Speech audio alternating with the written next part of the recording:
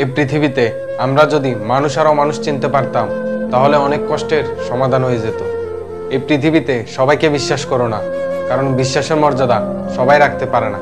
মানুষ আর অমানুষ দেখতে একই রকম, পার্থক্য শুধু আচরণে। তাই সবাইকে বিশ্বাস করো না, মানুষ বিশ্বাসের মর্যাদা রাখবে না। চিনি আর লবণ দেখতে একই রকম, পার্থক্য শুধু স্বাদে। ঠিক তেমনি মানুষ আর অমানুষ দেখতে একই রকম, পার্থক্য শুধু আচরণে। আমাদের আশেপাশে কিন্তু অনেক মানুষ আছে যাদেরকে আমরা চিনি না, যাদের আচরণ বহুরূপী, ঠিক ওই লবণ ও চিনির মতো। এই মানুষগুলো কেমন জানেন?